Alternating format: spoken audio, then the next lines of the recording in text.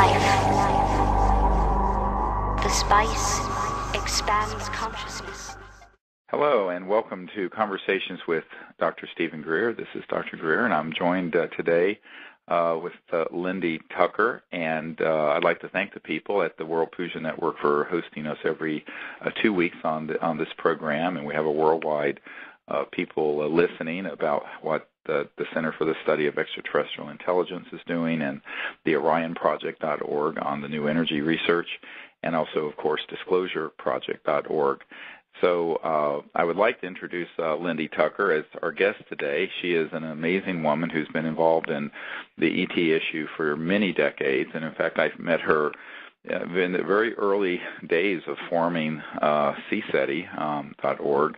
And as you all know, CSETI was formed in 1990, and I believe I met Lindy Tucker in 1991, and she had an encounter, which she's going to be sharing with you, that resulted in the recording of, as many of you have heard, these very interesting electromagnetic sort of beeping tones, which has been a recurring theme, which we're going to go into and drill really deep on today. So without much further ado, I'd like to welcome Lindy Tucker to the show. Thank you for being here. Well, hi, Stephen. And yes, we do go back 20 years now. Yeah, 20 years we met. And even that had a whole series of mysterious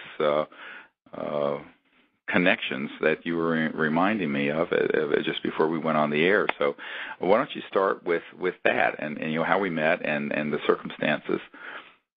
Oh, yeah. Well, that was there was a MUFON conference in Chicago in 1991, and you were there.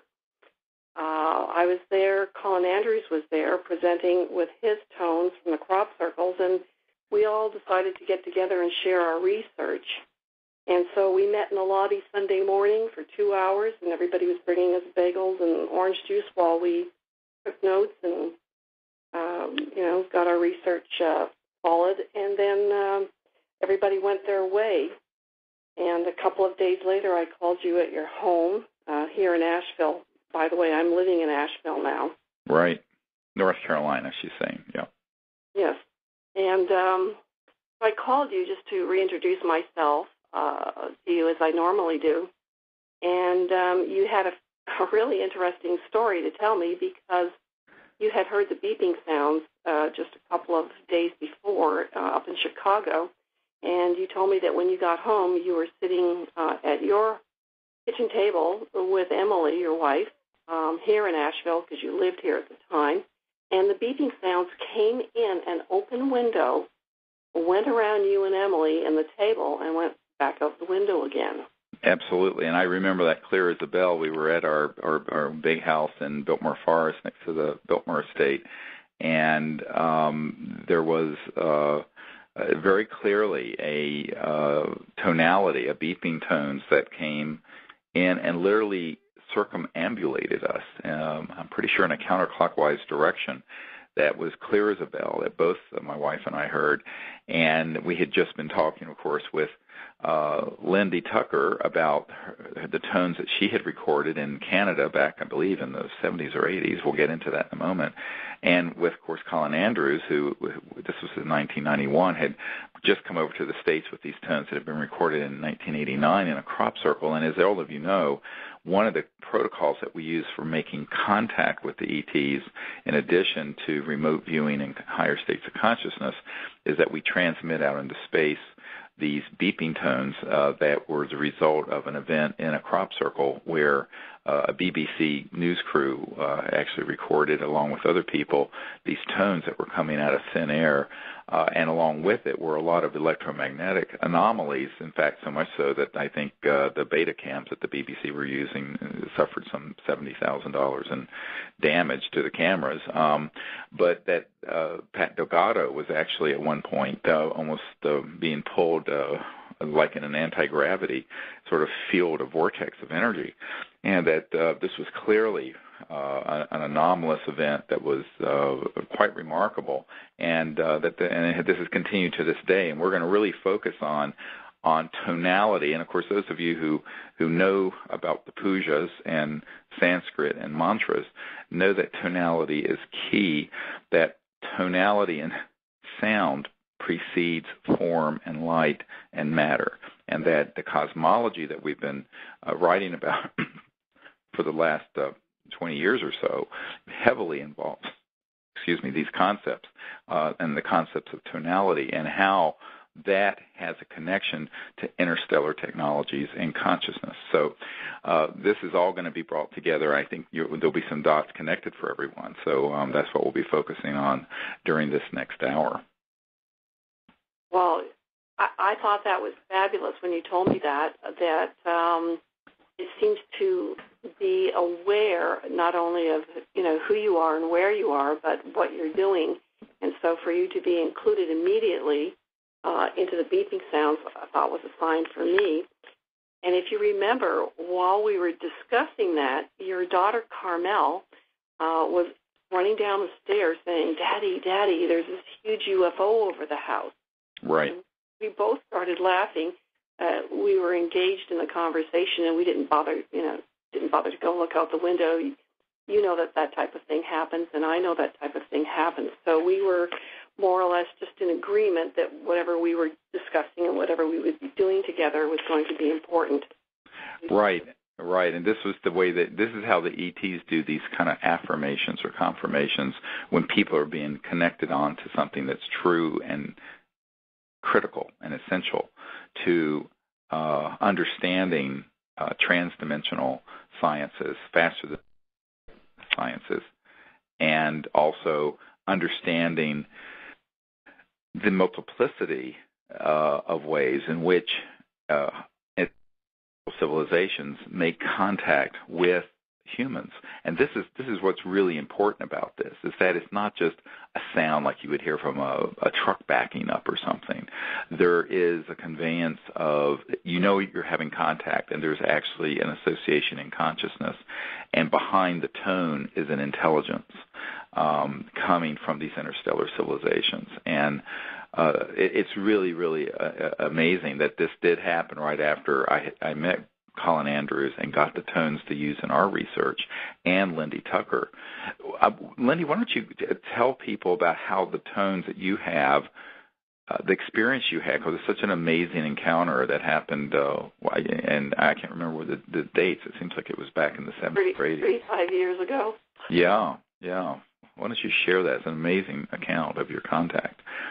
Well, they were actually contacts, and in the beginning I wasn't sure what was happening to me. I felt normal, but I lived out in a very remote area of southern Ontario at the time. The town was called Orton, right, Ontario, and it was where the headwaters of the Seed River started, and the headwaters of southern Ontario were all in that area, which is something that is important because of the crop circles that appeared later.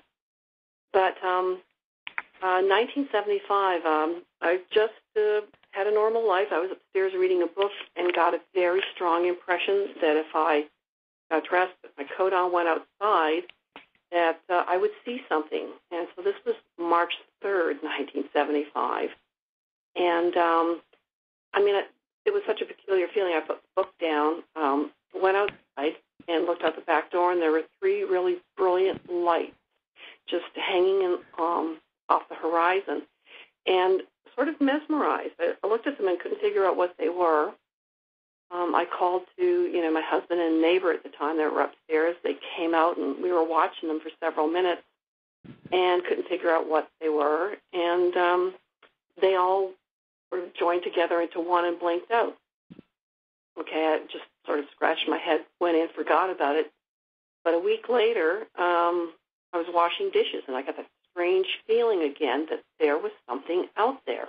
Right. And I had to go out the back door and look, and this time there were 5 of them. And that was the beginning of the contact, and I always knew when they were coming, and even hours ahead. And they were just, basically very brightly colored dancing lights. They would, there'd be several of them, 3, 5, 6, 7. They would dart about. They would join together. They would move around in angular and triangular movements. And then along with that came these large, gaseous, orange balls of light that would approach approach me on the ground, and I felt that they were sentient. Right. And they would stop me in my tracks because... How big were they? Well, I'd say about the size of a beach ball, maybe a little larger, within a 3-foot diameter. Right. And then there was, we had sort of like these filaments of air, what do you call it, like spider webs that would come down and just hang off the trees. But after that... How close did these spheres get to you? I mean, how far away were they? I would say that they never came any closer than probably 40 or 50 feet. Okay. And I wouldn't approach them. They would stop me dead in my tracks. Frankly, I respected it, whatever it was. Right. But about after 2 months of these sightings, a strange beeping sound started happening out in the woods behind our home. And it was very piercing, very loud, very metallic. It sort of reminded me of the sonar from a submarine. Right. Where you have that high-pitched rotational quality to it. And I didn't know what to make of it. It had me confused. I felt that, somebody was way back in the woods with some, type of electronic equipment, maybe a ham radio operator or something, and just never could place it. And so I told my neighbors about it, and they're going, well, Lindy's seeing lights now. She's hearing sounds, and they were making fun of me. And I said, well, the next time I hear it, I'm going to call you. So one night we were, my neighbors and I and my husband were sitting out in front of the garden, and it was a beautiful spring evening. It was actually, I remember it very well. It was May 19th, 1975, which,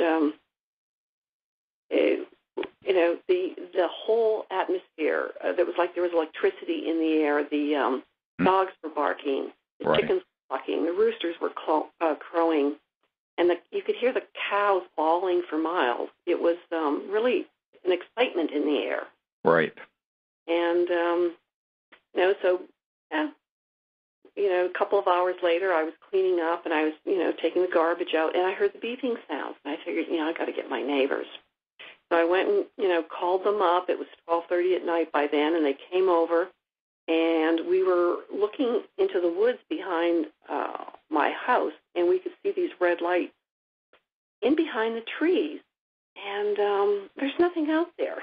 There's nothing for miles, and so we were, do you see those red lights? Yeah, I see those red lights, and then one of them rose directly out of the woods, stopped a little above the tree line, and started to, it made a 90-degree angle turn, and it started to come towards us in an arc.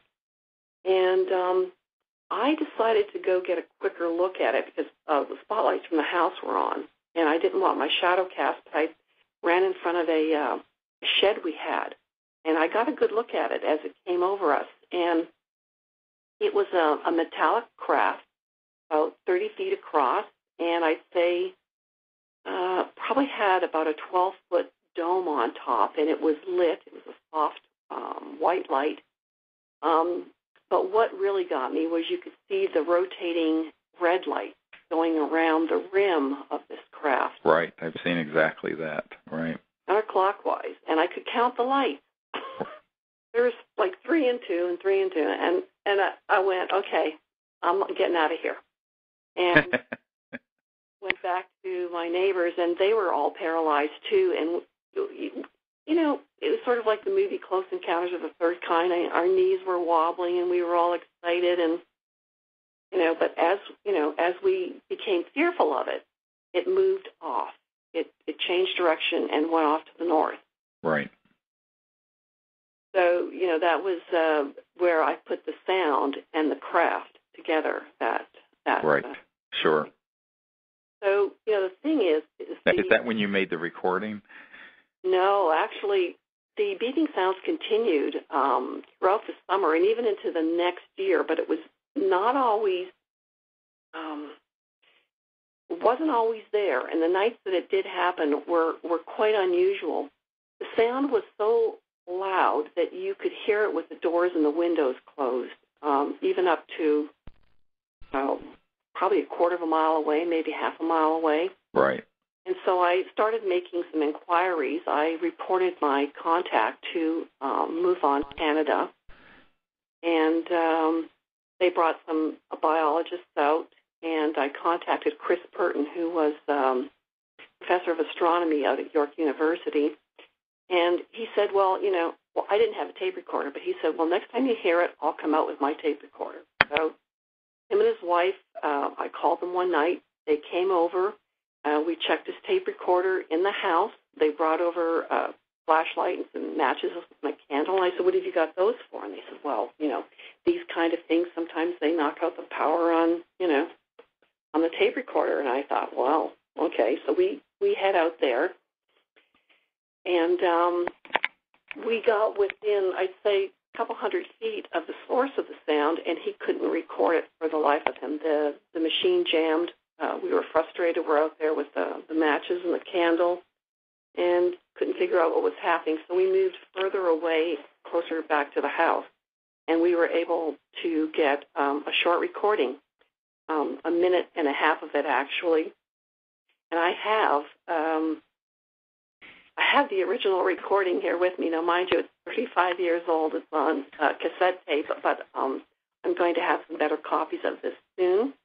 If I could actually play this. Yeah, we'll do that in a moment. I wanted to ask you a couple other things. Now, when you'd hear, this one time you heard them, and then you saw the red lights in the woods, and then this craft moved overhead. These other times, was there anything visible when you would hear the tones, or there was nothing visible? No, there was nothing visible. Okay. However, there were electromagnetic effects. Yes. What were those? And when you encountered the sound, your heart would start racing, at least with me it would. Other people wanted to go near it and follow me out into the woods. Others would just go back in the house. They couldn't stand the sound. But you would become energized moving towards the sound. You would not only hear it, but you would sort of feel it in your chest, like your bones. It was like your solar plexus. It would go right through you. The sound was very piercing. Right. But anything that you took that was battery operated, whether it was a flashlight, one of the fellows had a hearing aid, anything run by batteries would go dead within about 150-foot to 200-foot radius of the sound. Yes, we have this happen all the time. In fact, we were just in Orange County in a canyon by Irvine Lake where we were having contact last weekend. And we had exactly that happen. We have some photographs of these objects that were coming very close to us. And we heard a very high-pitched tone. And we had very brand-new batteries and everything. Our detectors, our magnetometers, the cameras, the video with the night scope, everything died. The detector I had just had brand-new batteries put in it, had only been on a few minutes, and they were completely dead. And this is a phenomenon that's been reported all over the world, and it has to do with an area of physics where you're dealing with an electromagnetic field that is sub-zero in the sense that it's beyond the crossing point of light, and it actually has this electromagnetic effect where it does cause this effect. And, of course, anyone who's studied this, many people who have been driving close to one of these objects will suddenly have their car just stop and or slow down and then start back up again. And in fact, in Joshua Tree, and we're going to be actually in Joshua Tree again in November, but in the first year we went to Joshua Tree National Park, which is this 800,000-acre park up in the high desert of California, we had about a 200-foot diameter disc that came straight down out of the zenith of the sky and went into and merged into the earth transdimensionally. But everyone saw this. It was quite visible. And it was sort of a teal blue color. It was beautiful, not quite solid. It was at the edge of fully materializing into linear space-time. So it was almost like a plasma-like effect, but it looked like a flat on the bottom. It looked like a Hershey's Kiss, actually. Came up to sort of a dome and then with this trailing, scintillating light as it went straight down. It didn't come down at an angle. It came straight down and went into the earth, and that's when the ET showed us their underground facility up in this huge national park that now we go to every year. Well, when that happened, just seconds before that happened, I was driving a car out of this one canyon up to that area because I was intuitively being guided to move to another spot. In fact, I was told to by contact and sort of a telepathic contact with the ETs. And what happened is that the dashboard, and I had one of my daughters in the back seat, and Sherry was beside me. This was back in 1996. And just before this sighting and just before this craft virtually landed 2,000 feet in front of us and went into the earth, all the lights and all the car, it's like if you had all your lights on a car on a dimmer switch where you could turn it down and then turn it back up. That's what they did. They went like that. And I turned to everyone in the car and I said, there's a craft about to materialize very nearby. And then right after those words left my mouth, this object came straight into the earth. And so this effect with the batteries, I'm so glad you bring this up, because this is a true phenomenon that our contact team, the CE5 initiative, which is the Close Encounters of the Fifth Kind initiative, where we've gone all over the world to invite these ETs to connect with us for the purposes of universal peace and sort of an exchange between our people and these other civilizations. We have had this happen literally thousands of times. I'm not exaggerating when I say thousands of times that we've had this sort of electromagnetic effect. And it just happened a couple weeks ago at this canyon up in Irvine, California. And it's really quite an amazing thing to see when it happens, because you're thinking, what is wrong with my equipment? But it is, and there's nothing wrong with it. It's just part of the phenomenon. Yes, and I'm sure that you would agree with me, when you encounter this, you carry a charge as well. So that Absolutely. That's right. Period of time. And you mentioned the heart. I'm a medical doctor, emergency doctor, and I can tell you that the heart is electromagnetic, and the pulse going through the heart is an electromagnetic pulse. In fact, that's why when your heart stops, we defibrillate you with a big shock of electricity at a certain frequency and a certain amount of electrical power, because the heart is electric. And the bundle of His, which is, where anyway, I won't go into all the anatomy of it, but it is an electrical system. And that's why people have these experiences, both in consciousness and with some of these things you're experiencing. In this account you're sharing about the heart speeding up or what have you, with a very, very close encounter with a craft or with the tonalities of these sort of tones. It's really, I love it, but of course if you're not prepared for it, people, this is one of the reasons why when we do these week-long intensives, we go through a lot of this kind of phenomenon so people understand what it means to have close contact, not only with the beings and their technologies that teleport them around, but also with the craft, because there's a whole constellation of this kind of phenomenon, an epiphenomenon that associates contact.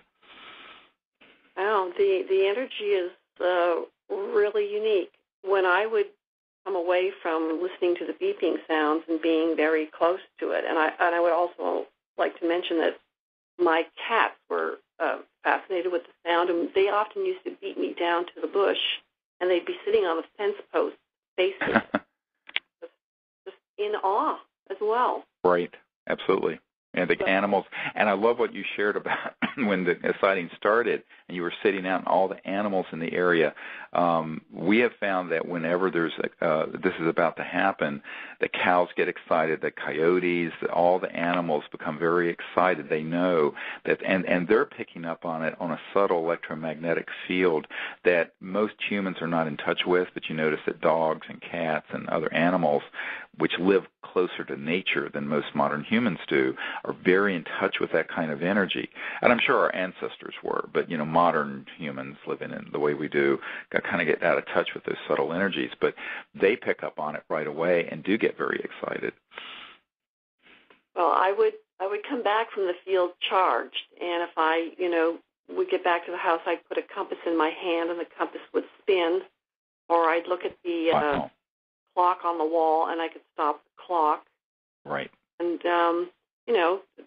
sometimes going by light bulbs they'd either go out or they'd blow out, and there were times when my toaster would just start glowing, and it wouldn't even be, it'd be plugged in, but it wouldn't be turned on, and yet the filaments on it would be lit up. And I occasionally would have trouble where, the battery in the car would go absolutely dead, and it'd be a new battery.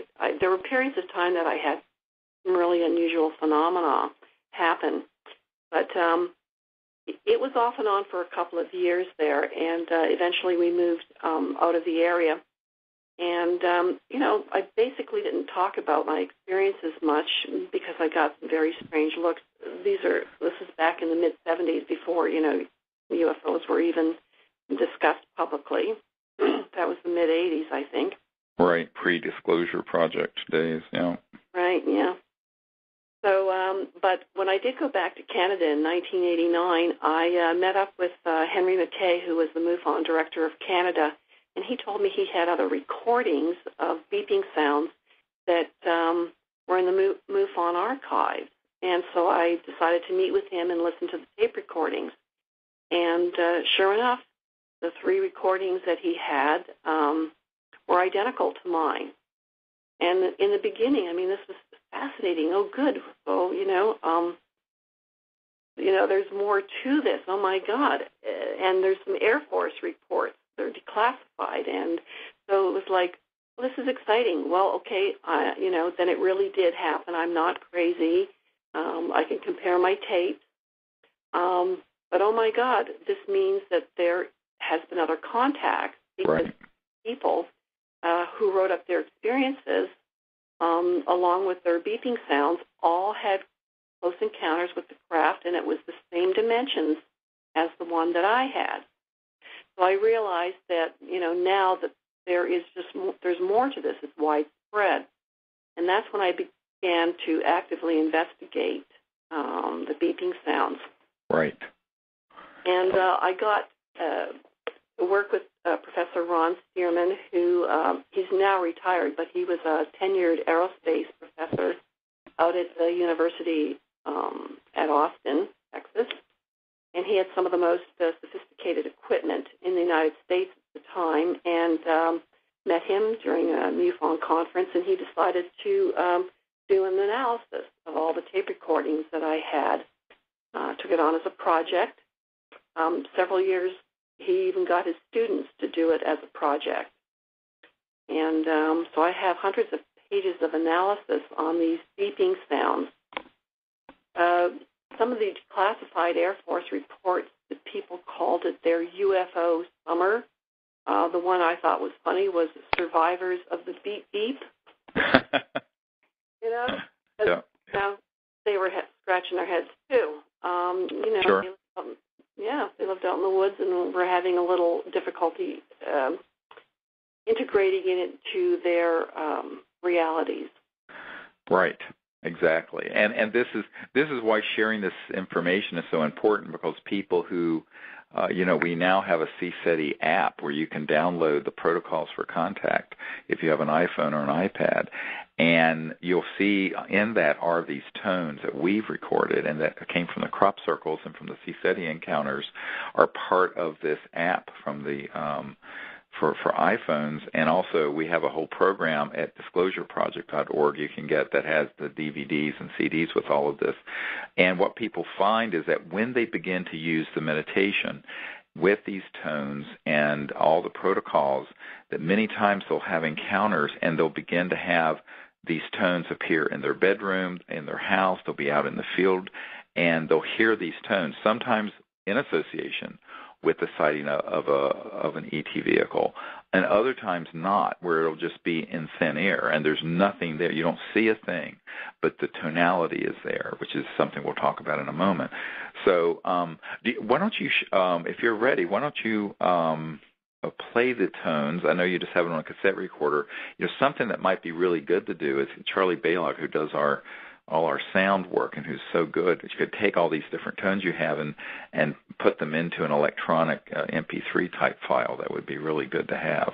But why don't you go ahead and play that, and we'll let people hear what it is that you heard during your encounters in 1975. Okay, well, this one is actually recorded in my backyard. I have several on this tape, but we'll get to that at another time. Well, we can go through those as well, sure. Just this go one through them here by one. is done by Professor Purton from York University, and this was the original recording. It's about 1.5 minutes long, and it's got crickets in it. It has owls. You can hear them hooting. But he was very nervous because this is the one where we couldn't get the tape recorder going, and we had to go out of the woods to record it. So he's got his thumb rubbing on the microphone. It's very annoying, but... Well, this is exactly what Charlie can do, is that he can take it track by track and isolate only the tone. He's a genius with this stuff. That's what I'm saying. So all that would be cleaned up. So anyway, but go ahead and play it for just maybe, a few seconds so people get a sense of what it sounds like. Okay.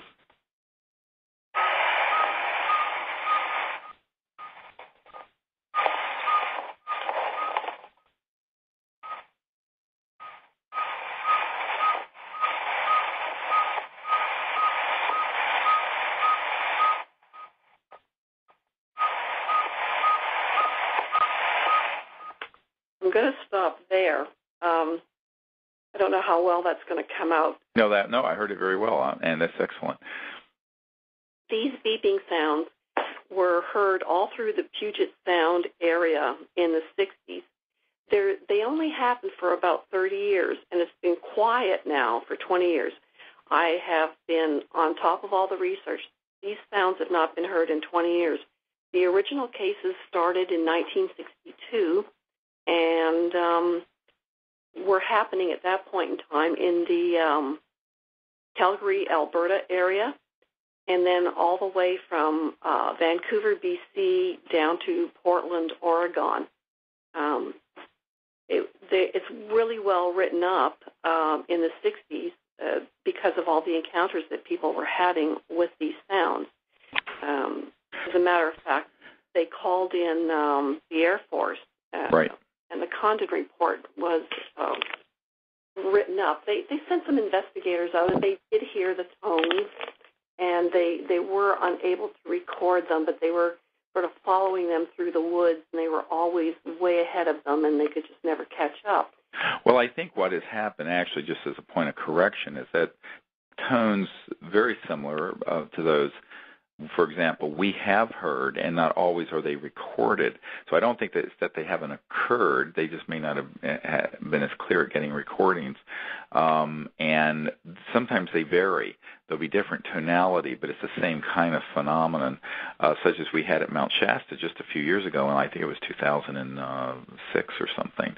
And actually at the disclosureproject.org, there's a CD that has these tones from a CSETI encounter. And what happened during that encounter, and this is a very important thing to understand from the point of view of, we're talking to an audience who understands the Vedas and the cities and Sanskrit, that these tones, when we were in circle out in the National Forest at Mount Shasta, and we're going to be going back there for a week at the end of August for those of you who want to join us, what happened is that we had some amazing sightings of craft that were nearby and coming between us and the mountain, Mount Shasta, and we were in the National Forest that adjoins Mount Shasta. And suddenly, I was leading a meditation where we were going into cosmic awareness and inviting the ETs to come for universal peace, and it was totally silent. Suddenly, a tone emerged from with just the space around us. Now, we just had a very inexpensive, it wasn't digital, it was a regular cassette tape recorder that a member of our team was running at the time. But what people saw, they had their eyes closed, and we were in meditation. What they experienced was that as this tone came through the area and penetrated the circle, everyone saw the shape of the craft. In other words, the craft was dematerialized, was invisible with the naked eye, because we did open our eyes when this happened. But in your mind's eye, it was like everyone saw the same spherical craft. And as it moved through, it made like a string of pearls. It was an amazing encounter. And we put a lot of these accounts that we've had in a book that came out in the past year called Contact Countdown to Transformation, and it has with it a DVD that has on it these tones as well as the pictures and images of the contact we've had. What's interesting about it is the fact that if you understand the Vedas and the Sanskrit, there's a concept called name and form, and that's where tonality precedes form and light and actually can materialize objects. And the ancient yogi masters used to be able to manifest objects through specialized states of consciousness and mantras or tones or sounds within themselves that would then bring into linear space-time a plant or a gem or whatever. And this is still doable, but extraterrestrial civilizations that go fast from the speed of light understand these transdimensional, almost celestial-type sciences. And what we had this experience at Mount Shasta was that we saw clearly everyone heard this tone, and we did record it, although the recording of it is just not the same as experiencing it. I'm sure you'll testify to this, Lindy, that when you're there experiencing it, I mean, it was this penetrating tonality that literally created this image in the mind's eye of virtually everyone in this circle. And there were 30 or 40 people sitting there out in the National Forest together in a circle. And I think that what's important about that is that if you understand the science of consciousness and how consciousness and electromagnetism and all of that is integrated in these transdimensional sciences, you begin to understand how important these tones are, because the tones precede the form. And this is why, even on those encounters where you heard clearly the tones, but there was no craft visible, the craft was there. It was simply in a quote-unquote dematerialized form. It was shifted beyond the visible spectrum, but it was there, and it was contained within the tonality. See what I'm saying? Yeah, that's fascinating. And, you know, my mind's jumping all over the place because I was didn't know what direction I should go in. Should we go with the official report of what the beeping sounds is from the Air Force, or should we go into, you know, how they were creating crop circles in Alberta? And well, do you have any other tones you want to share, other examples of them? Right at this particular time, because of the talking that is in between all these different, it would be hard to. No, that's okay. Yeah, at some point we can just get we'll work on this. Charlie would be great to do this and isolate these tones and put them just on a whole series, because then we can get rid of all the noise. And what you realize is that when you just hear the tones, there's a lot, and you slow them down, which is what Colin Andrews did with the crop circle tones. You hear the components of it. And it is like something from outer space. It's amazing to hear. And of course, everyone who's been there's a show that Charlie Balog and I did in the past 6 months that where we went through all these tones and discussed them. And so those are archived at the World Puja Network site. For those of you who want to hear that, you can search for that interview with conversations with Dr. Steven Greer and Charlie Balog.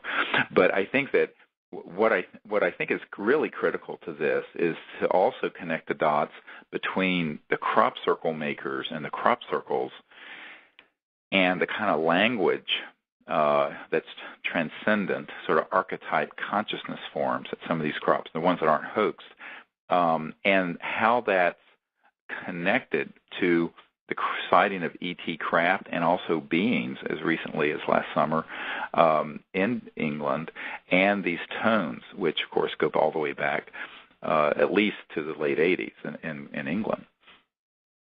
Oh, I mean, it's all fascinating if you look at it from different perspectives. Excuse me, I think before I mentioned how the crop circles got involved with this, or, you know, I was going to finish saying that the big flap that was in the 60s in the Seattle area. Oh, yes. Over to Portland, Oregon, that it was even mentioned in Look magazine that there were so many people lining up to hear the beeps in their cars at night that if there was somebody selling beep beep dolls at a roadside stand, they would only in America. Really, I mean, I'd like to get a copy of that magazine. But, you the Air Force basically said it was a saw-whet owl. Oh yes, well they always come. That's the sound equivalent of the swamp gas that J. Allen Hynek got pilloried for saying with these sightings that were in Michigan, when of course then Congressman Ford ended up having hearings on it because everybody was so outraged. They had seen these clearly as structured craft and objects at close range, and when he was with Project Blue Book, J. Allen Hynek, who's an astronomer, said it was made some swamp gas reference, and of course it became quite a scandal nationally. And then later, of course, he founded a research group on this and admitted that they were, actually not swamp gas, and that he eventually did a 180 and left the Air Force and came clean on all of that. So, you expect this is what the governments do when they don't want a secret out, is that they concoct these. It's sort of like what Gaddafi is saying now, and his sons about, there are no protests in Libya. And meanwhile, you see the, video camera of, but it's like, how do you know they're lying? Their lips are moving. So, it is what you find with, a lot of government and political people is that, if their lips are moving, they're lying. It's just that simple. I have to laugh because recently I was interviewed by somebody who said, well, the CIA director denied he had a meeting on this subject with you. And of course I have a letter from them about it. And so, it's like, and he says, well, how could he say that? I said, politicians lie. Just remember, government people lie when they were trying to cover up something. So I'm not surprised the Air Force would concoct an absurd cover story for these things that are clearly not an owl hooting. Yes, well, people were sitting up in trees with guns, and they were concerned about, the livestock and everything, so they wanted to put the whole incident to bed, so to speak. And, right. A saw-whet owl is 6 inches tall, and these beeping sounds were being heard for 2 miles. It was affected. It was coming over their TV sets, their radios, long wave, short wave radios, over their CBs. I have reports where forestry rangers were hearing it tower to tower. These beeping sounds were coming over their radio equipment. That's right. And in fact, that's another key thing. When we started using the ones from the crop circles to transmit over radio with our radio transmitters out into space when we're doing our contact, the first time I had the thought to do that, instead of just playing them into the air, was in England at Marconi's Hill, where, ironically, the first telegraph was sent to Marconi.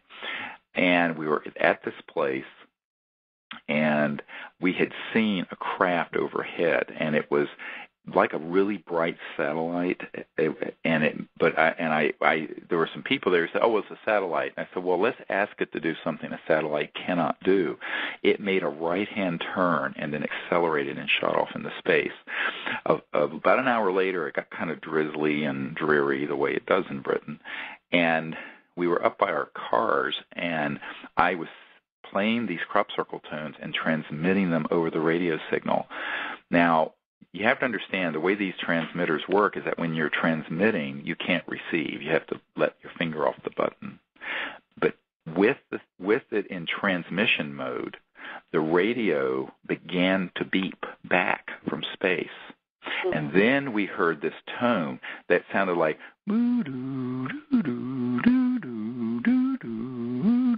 that was omnidirectional all around us in the air with this mist up on top of Marconi Hill. And it was this penetrating tone.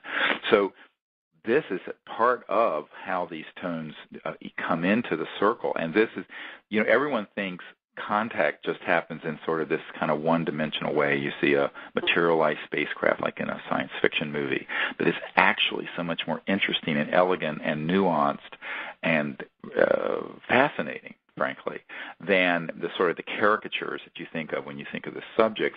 And behind it is the intelligence of the people. I have to always point out to people that these are being sent and are originating from an intelligence and from civilizations that are highly developed and highly conscious, and obviously understand sciences that are transdimensional because they have to go faster than the speed of light. But when they step down and transform into linear space-time, you get all this phenomenon where you can have electromagnetic events. Like last year we were at Boca Grande Island on the Gulf of Mexico, and a man who one night was too tired to come out, he stayed in his room, and we were out on the beach having contact and amazing photographs. He asked the ETs to come into his room, and he'd learned these protocols, the CSETI protocols, and this brilliant blue sphere about a foot in diameter materialized in the room, and he asked the ETs, look, if you can appear, do something. So they did this, and then they went over to the microwave oven, turned it on, and put it in a certain sequence. And he actually couldn't get it he had to unplug it, the microwave.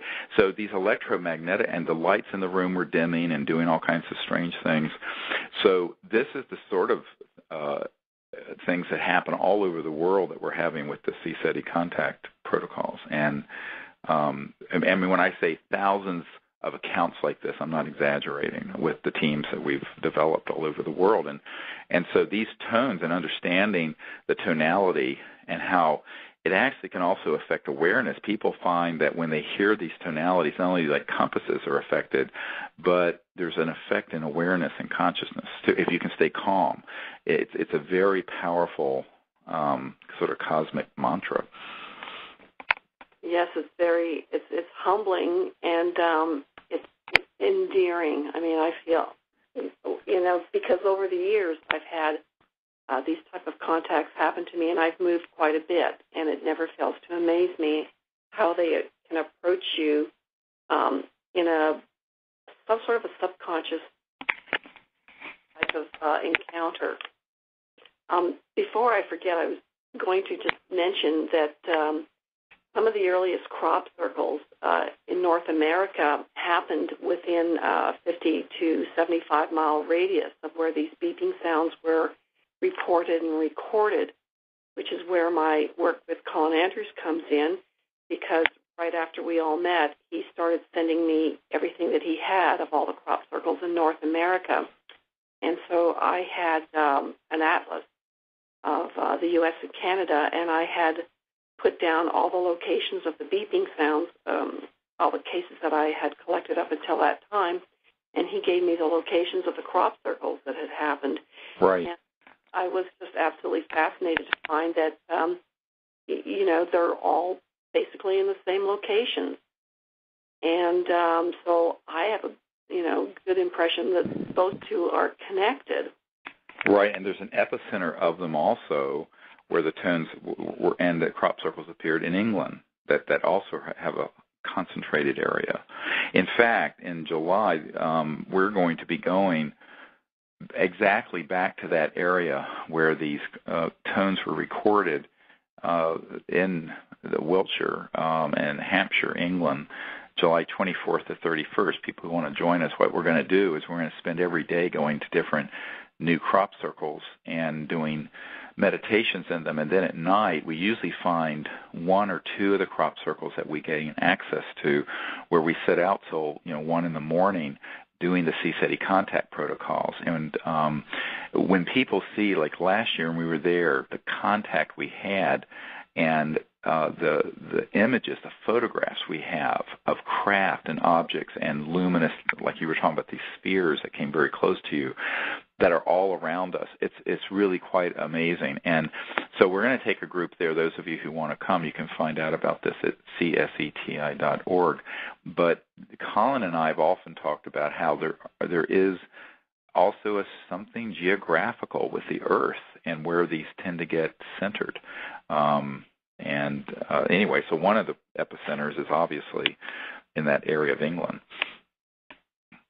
Well, one of the things that I found, I would go back to Ontario almost, to visit family, and I would be drawn to go back to Orton, where it started, sort of as a pilgrimage, trying to discern for myself what had happened, and to be able to tap into, that energy again.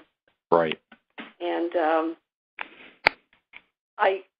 there were times that every time I would go up to Ontario, that there would be just, a smattering of crop circles within 2 to 3 days before I left and 2 to 3 days after I left.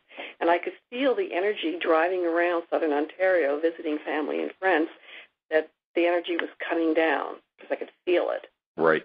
And 2002, we had a crop circle go down 2 miles north of my old homestead in Orton, Ontario.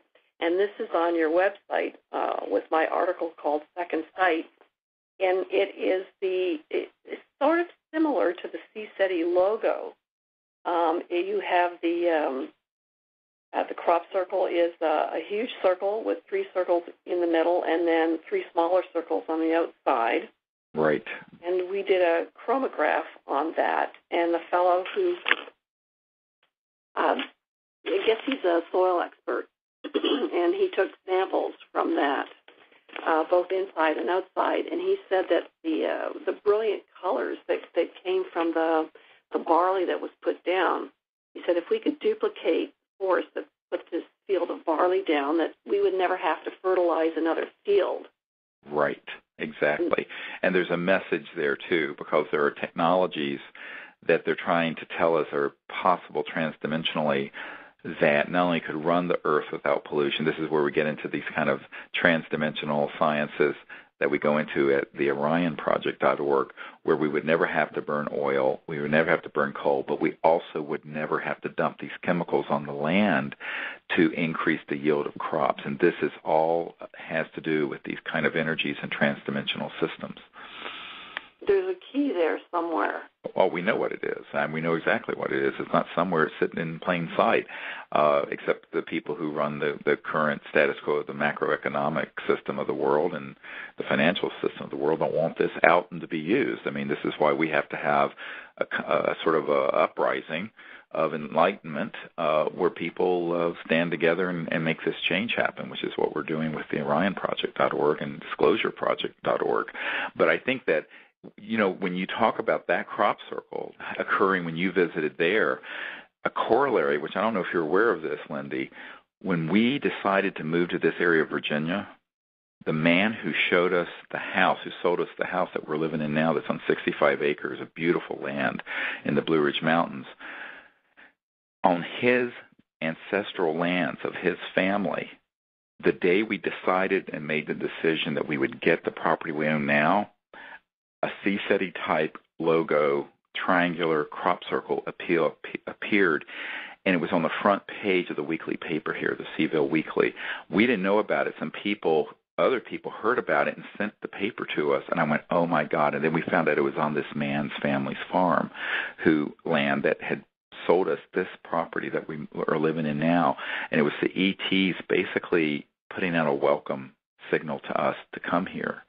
And this kind of phenomenon and interaction is so real. It's not like, you can't make this stuff up. And if you go to our site, you'll see this Charlottesville, Virginia crop circle, which is a variation on a theme of the CSETI logo, which is 3 circles connected by lines, which, by the way, happened when I was with Colin Andrews that year in 92. We went up on Woodborough Hill and we visualized that shape. And we contacted the ETs and asked them to put it in a field if they could. And we do it politely. It's not like we're demanding it. The next morning, a farmer found exactly that shape. And if you go to CSETI.org, you'll see these pictures. And one of them is our main logo is this triangle, but it was a variation on that theme that appeared in the field here in Charlottesville, and of course near your old homestead of Orton when you visited there, and of course in England where the crop circle, the original CSETI logo appeared. These things are connected. Not only the sacred geometry of these triangular and tetrahedral shapes, if you put them in the 3-dimension, but the energy form and the tonality, which manifests the form. And then that brings into it this whole concept of conscious technologies and the science of consciousness. The mantra that I'm teaching is actually a tonality that makes a triangle, if you think it in the proper tonality. And that's also at disclosureproject.org. There's a CD that has this instruction program for remote viewing and meditation. So what I tell people is that these things are all connected. These are the dots we're trying to connect in this short hour we have together. But it's very important for people to understand because this spans decades of experiences, yours, mine, Colin Andrews, and many, many other people. In fact, we just did a puja, which is a Sanskrit ceremony in the center of Joshua Tree National Park in November. And we had never done one at night out there in the park. And we were sitting there, and we had our whole group there. And right, exactly. We did the puja, then we sat and did the mantra meditation, which is this tonality, this mantra that has 3 tones to it. I would say it, but you're not supposed to say it verbally. You're supposed to think it. So then we had a break later, and exactly where the puja set had been, we heard exactly the tones that were recorded from the crop circle in 1989, 21 years earlier in England. It was exactly those tones, and a whole group of, unfortunately, we didn't have any audio recording devices with us where we were standing, but we heard it clear as a bell more than once, and you know that this is not a coincidence. Mm-hmm. And it's very personal when you hear that. It's your own word, Yeah, and they're saying we are here, we're with you, and it's really quite exciting to behold. And just as a reminder to folks, we are going to be in Crestone, Colorado. There's an 8,000-foot high valley where we go every year that has all the ashrams and the Tibetan stupa that the Dalai Lama had Ambassador George of Canada, who's a friend of ours, build. And we're going to be there from in late June of this year in Crestone, and we're also then after that in July, as I mentioned, going to be in the crop circles July 24th to the 31st in the Wiltshire, Hampshire area where all these crop circles and tones have occurred. And so these are Ambassador to the Universe training. Those of you who want to come, you can find out about them at CSETI.org. And it's really exciting to make all these connections. And what I hope we can do, Lindy, is get all these various tones from spanning these decades and put them onto one master disc. I think that if you can get those to Charlie, he has the equipment so that we can isolate the tones from all the racket and noise and scratching of the speaker and all that stuff, which I think would be a very interesting study to have because you'd have pure digital comparisons of all these different tones from different places over different spans of decades. Mm-hmm. I think it would be also interesting for the 3 of us to be out in the field with all the information and all the work that we've done just to see what happens. Well, we've just been able to scratch the surface. We're about out of time, so I don't know if there's one last thing you'd like to share, Lindy, before we have to go. Well, it just reminded me of when you and Colin were over there for that first meditation where you got your CSETI logo. I was unable to go that year, and I had prayed for a sign that I was, involved with that whole thing. And I had some transdimensional stuff happen here at home while you were actually focusing on that exact emblem there. I was wearing some 3 silver rings that actually transmuted to gold for a period of time. Wow. It was very peculiar, and I remember writing both you and Colin, and I put these 3 rings together in a triangle and asked if that meant anything to you. Oh, that's right. I remember that. I said, "Are you kidding? Look at this." Yeah, this crop circle that appeared. Yeah. And then Colin wrote me. So, yeah, I was connected there, too. Yes, and what you remind me of something that's the critical thing for everyone understanding the science of consciousness and at the World Puja Network, what Erwin Schrödinger said in the early 1900s, the total number of minds in the universe is one. That is, it's a singularity, and we're all connected through that. Well, we are out of time. I would like to thank Lindy Tucker for joining us and sharing these amazing contact experiences and her great research over the years and into these tones. There's a lot more to cover, but I think that's all we have time for today, and I just want to thank you for sharing all this with everyone, Lindy. Oh, you're welcome. And all of your help and friendship over the years. So until next time, I'd like to thank the folks at World Puja Network for their support and all of the listeners for your interest. And until then, this is Dr. Steven Greer with Conversations with Dr. Greer. We'll talk to you next time. Bye-bye.